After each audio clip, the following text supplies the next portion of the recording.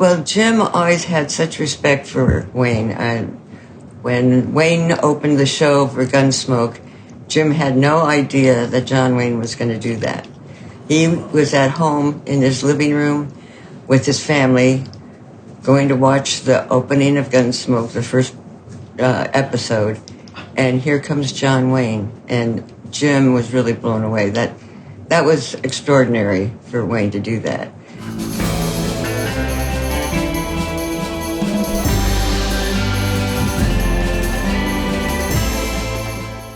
Janet, a lot of people wonder about the relationship that Jim had with his brother Peter.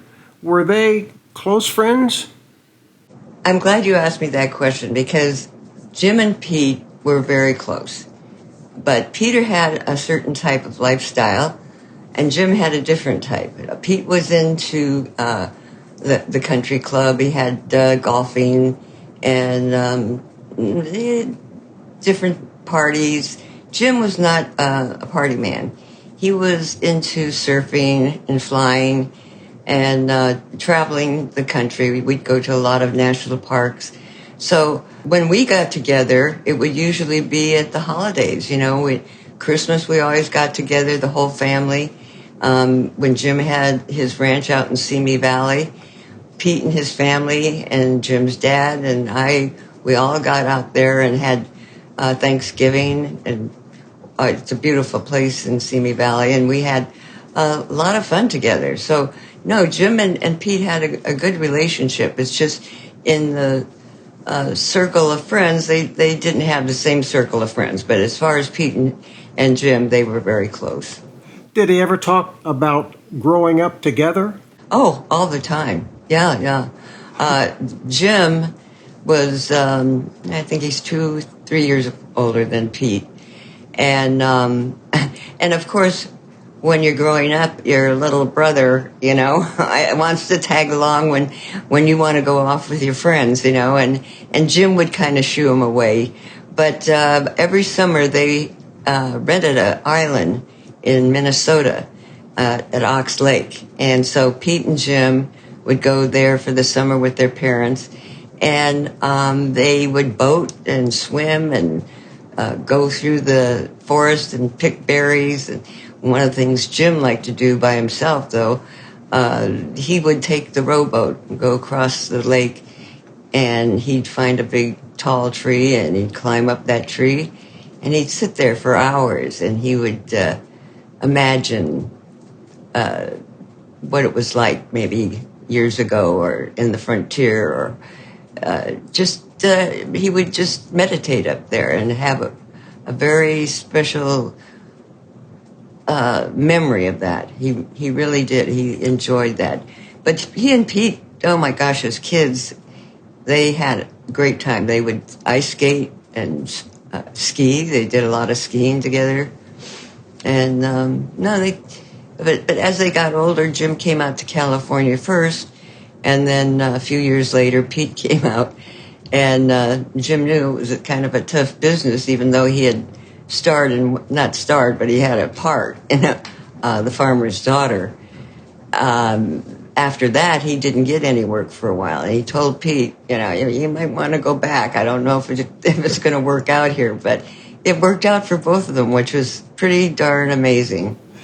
Well, I know that his father and mother must have been so proud of both of them, looking through the scrapbooks that I guess his dad put together, with all of just about every time Jim was mentioned in anything is in that scrapbook. Oh, I know. It's amazing because I just came across the scrapbooks in a box, and he has newspaper articles, and he has photos and wonderful memories and family photos. I found a lot of family photos with Jim and his kids and Pete and his children, which, it was really amazing. I thought, where has this been all these years? I'm still opening up boxes since I moved.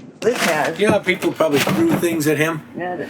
Every Tom, Dick, and Harry came out of the woodwork to have something. You know what he would do? He would... This is for Matt.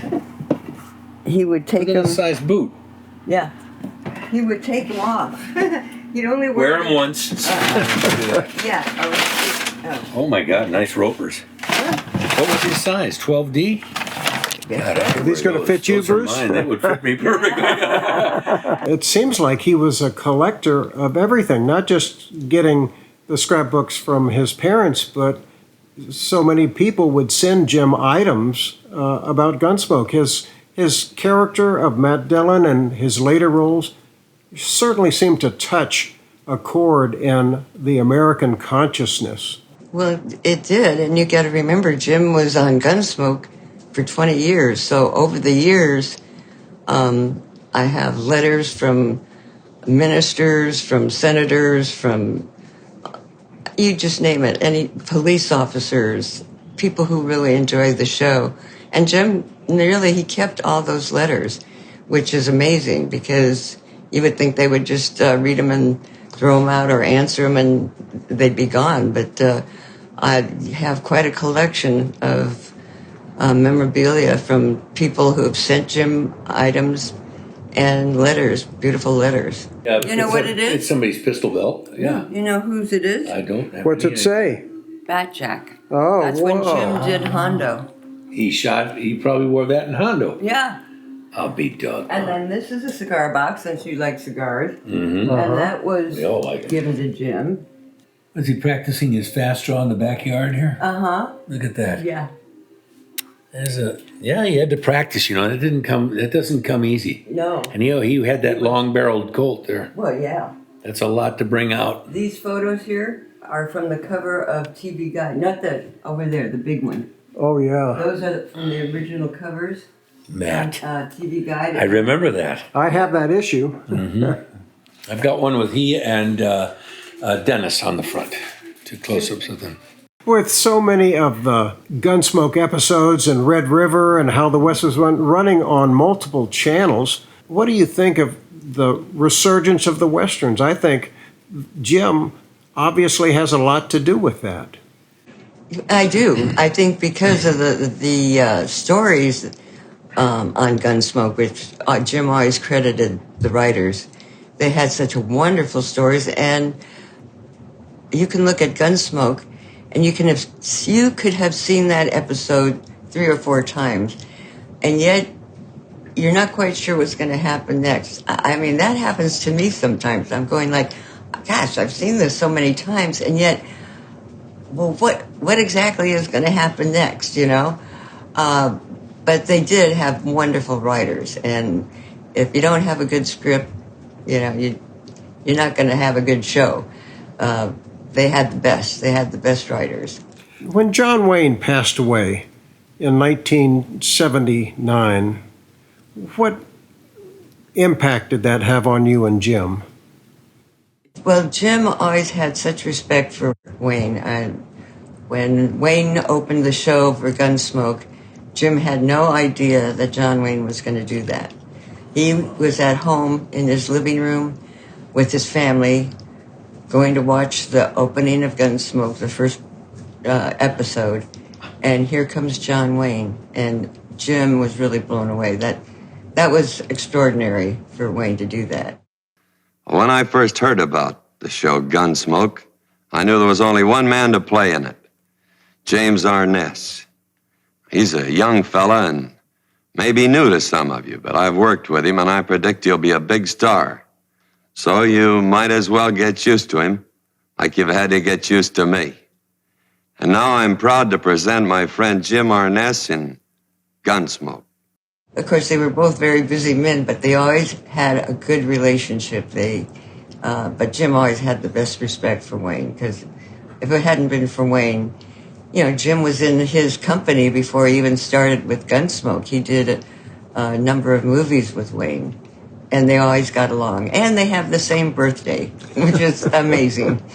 Yeah, and when Jim first did, I think it was Sea Chase, and it was Wayne's birthday, and but Jim didn't say anything, and they're having this big party, but a friend of Jim's was there and knew it was also Jim's birthday. Well, when Wayne found out, he had Jim come in, and so they both celebrated their birthdays together.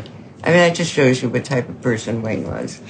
Jim picked up a trick from Duke in that he was giving away mugs every year of Gunsmoke, and Duke gave mugs away. In fact, Jim has several of those for each movie that he made. Yeah, he does. He has one for Sea Chase, Hondo, and Big Jim McLean. Jim, you know, every year you're trying to think of, well, what can I give the crew that would be meaningful? And Jim would look at different designs, and he actually picked what would be on the cup of each year. So for 20 years, and I don't know if anybody, well, most of the crew would have quite a few of them because the crew stuck together for many years. But I didn't even think I had all 20. And the other day I found a box that had the last 3 I was missing. So I have all 20. And I think Doc had all 20. But that would be just amazing because I thought, oh, you know, over the years I'm sure one of them got lost or whatever. But they were beautiful. They were hand-painted by a French artist in China, and then Jim would sign the back of it. I'm glad you are both here. The show, Gunsmoke, and Jim's entire career means so much to a lot of people. I'm just thrilled to have you here. It's really nice to see everybody here. Would love to have you share some of the stories about Jim. I know he was a surfer, a pilot, and a big sportsman, a sailor. You married him after Gunsmoke was already finished, so... Right. We were dating the last year of Gunsmoke. Mm-hmm. Yeah. And how did you meet him? Well, his makeup artist, Glenn Alden, his wife owned a dress shop on Tahunk Avenue, and I happened to work for her. And I worked for her maybe 6 or 7 years, and she would tell me about Jim and their adventures, but I never met him. And one night she said, well, you know, Jim's coming over for dinner. Why don't you come over and meet him? And I thought, oh, you know, an actor, I don't know. An actor. Yeah, But my son was really into Gunsmoke. He loved Gunsmoke and was watching it every Monday night. So I thought, oh, okay, I'll meet Jim and I'll tell my son I met him. So went over to their house. Well, I got there before Jim did. And I'm sitting there nervously waiting, and I hear a knock on the door. And here comes this huge man through the door. I mean, I was like, oh my gosh, he is a big guy. And he was very polite. We were introduced to each other. We sat down. And Jim was so friendly. He was just so down to earth. And my nervousness went away, and we just started talking. And he was a skier, and I was into skiing, so... Jim had an old cabin up in Mammoth. It was one of the miners' cabins. And he said, you know, sometime we've got to go skiing. And I said, oh, that's great, you know, and that's how we met. And after dinner, he walked me out to my car and said, well, I'd like to call you. And I said, okay. So he called me the next day, and I'm going like, ooh, this is nice. And he was flying up to Mammoth Lakes. And he said, would you like to go? And I said, yeah, I'd love to go. My dad was a pilot. My brother's a pilot, so I had no qualms about being in a small plane. And what plane did he have at that time? He had a Bonanza, a Beechcraft Bonanza. We flew up there and just talked, you know, about life and everything going on. We went to a place called Red's Meadows. Have you been there? No. Well, he rented horses, and I hadn't been on a horse since I was like 5 years old. And he rented these horses, and first we stopped at a grocery store. We go into this grocery store, and Jim gets, Jim loved to shop. He loved food. We got cheese and crackers and bread and wine and all kinds of goodies, you know. And then standing in the market was this advertisement of Jim life size, holding cigarettes. And I was like, oh God, but we took this trail. Jim knew exactly where he was going. And we passed a waterfall, and my saddle got loose, so we stopped, and he cinched up the saddle for me. And we finally get to this remote place where people had camped, and we sat down on a couple of logs, and we had lunch, and we just talked about our families and what I did for a living, and I knew what he did, so. But afterwards, what really impressed me about Jim was he stood up when we were finished, and people who had camped there before had left trash on the ground. And Jim went, and he picked up all the trash and put it in his saddlebag, and he cleaned up the whole place, and I thought, that's a cool, that's a cool guy. But the funny thing in the story is, after we flew home, and he said to me, well, what do you do? Because we went up there on a Thursday, and he said, well, what are you doing this weekend? Well, I thought, gosh, I don't want to look too anxious, So I said, well, I can't make it this weekend, but, next weekend. And he said, well, I'm flying up to Alaska, and I'm going to be gone for a few weeks. So I'll call you when I get back. And I think he went on that trip with John Mantley. Mm-hmm. That was one with John Mantley and a friend of his who was a doctor friend, and they had a sailboat together. So 3 weeks go by, and a month goes by, 2 months go by. I don't hear anything from Jim. But I knew he was back because I worked with the lady whose husband was his makeup artist. So she said to me, well, why don't you give Jim a call? And I said, I bet Jim has a lot of women calling him. I said, he's got my number. If he wanted to call, he would call. About 3 months later, he did call me. And we went out to dinner, and after that, it was Perfect. A relationship that lasted for the rest of his life. That's great. Yeah. And I remember when the word was on the set of How the West Was Won that you were coming out, that Jim, I remember the first time you came out to that set. Yeah. I do.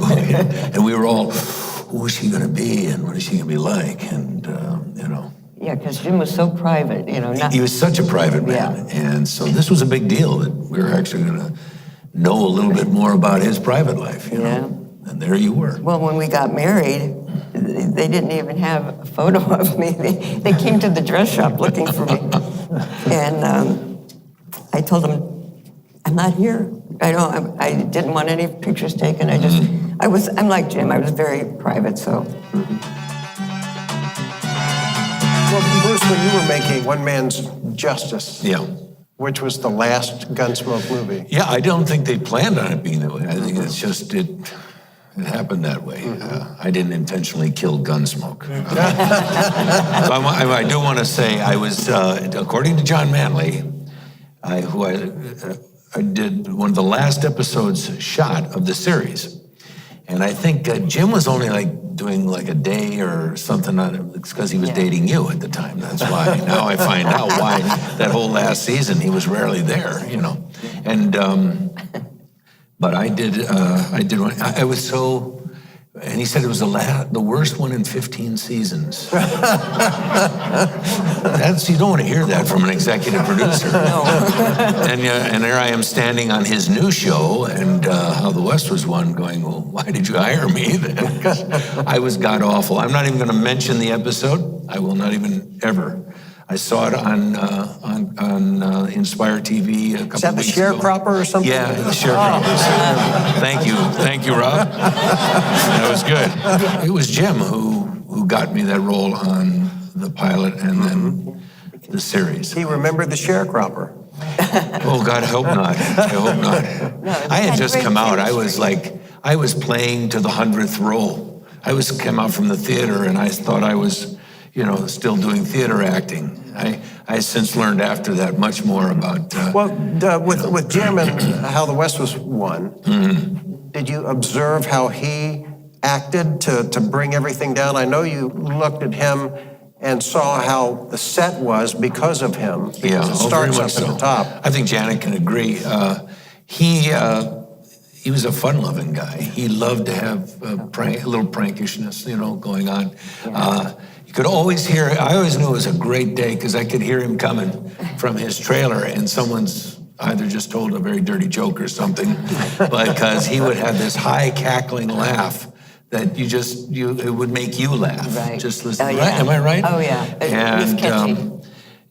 But yeah, it was, I'm a firm believer, and this is what I learned a lot from him. I've said in interviews that for me, he was sort of a mentor. He was too shy of a guy to ever, but it was by example, is the way I put it. I watched how it was to be a television star on a day-to-day basis on a set where predominantly we were outdoors, so everyone was kind of on an equal footing. If it was hot, everybody was hot. If it was cold and wet, everybody was cold and wet. We shared that. That's what's fun about doing Westerns, is that there's very few divas on a Western set, or they're in their motorhome,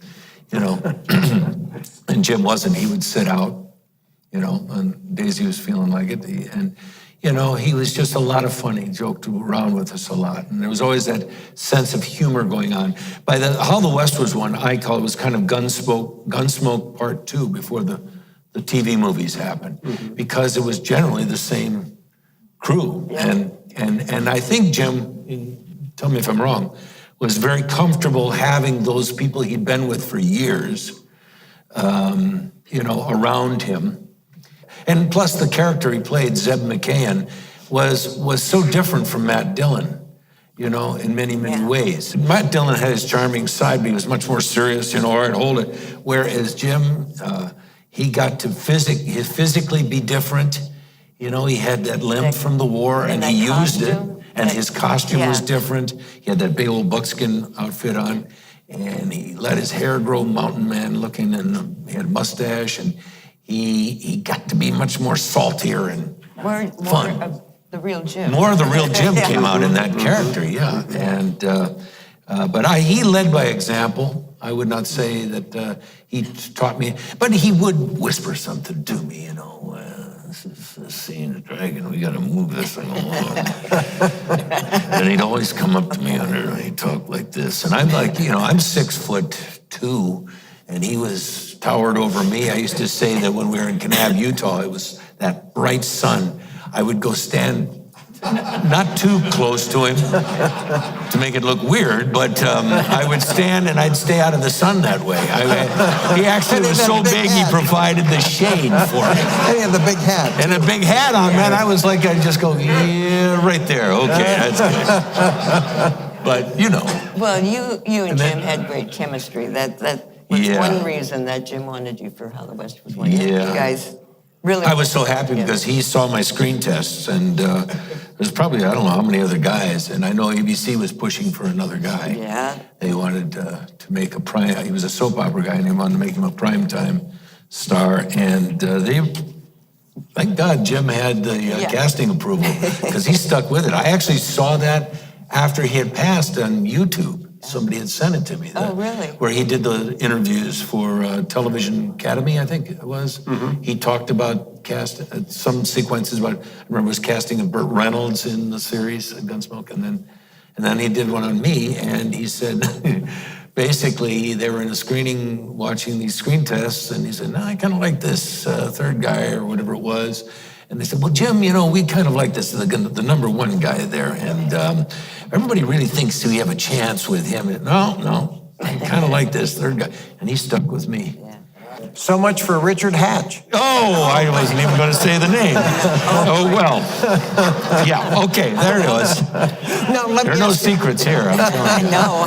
Let me ask you about Red River, the remake. Yep. How did he feel about stepping into John Wayne's Do you remember him saying anything? Well, that was a big step, and he wasn't sure if he really wanted to do it, Yeah. But Red River was one of Jim's favorites that John had done. Mm-hmm. And, you know, they worked together on Hondo. So he was a little reluctant, yeah. I remember when that came out, when that happened, and the head of CBS television, I was doing The Scarecrow and Mrs. King at the time, had just done it, finished it, and they were going to do this, and they were talking about all these other names, these other guys.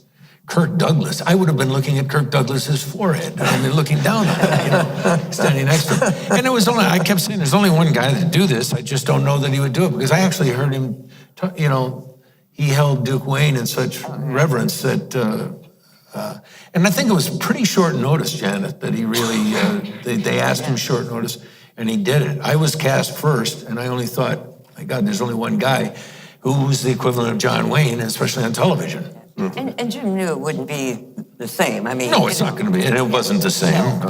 But the fun was in the making of it. I got to tell you, that was a ball. He loved it. And Ben Bates, who I'm sad to say just passed away a month or so ago, I had to do a fight with him, and Jim did all the close-ups. We had the final fight between Matthew and Dunson, and then I did the rest of it and all of it with Ben Bates.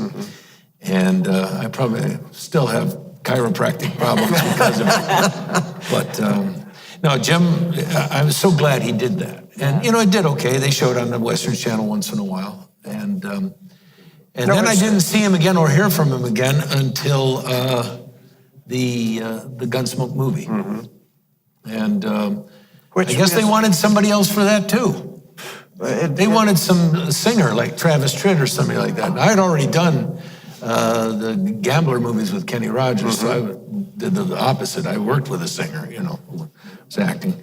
But well, all of the Gunsmoke movies are strong, I think. Really strong. The first one, the only thing that bothers me about that is he powdered his hair black, and it's like dust particles would be floating as he was delivering lines. And this is after he had done How the West Was Won, and he looked so wonderful in that the silver hair. And then all of a sudden they powdered it. They did that, they only did it one time, I think. Somebody's decision was to want Matt Dillon to look like he was back in the day, and those are sometimes really stupid decisions. Yeah, right. Well, I want to thank you both for being here and sharing your memories. We could talk about this all for hours. There are certain things my family have picked out and they want. And I have been selling some things on eBay. Then there are the big things, Jim's saddle and hats and boots. And, well, there's a lot. Scripts, many things that I'm not sure what I'm going to do with. If I'm going to donate it or sell it at auction. But right now, they mean a lot to me, and I am enjoying them.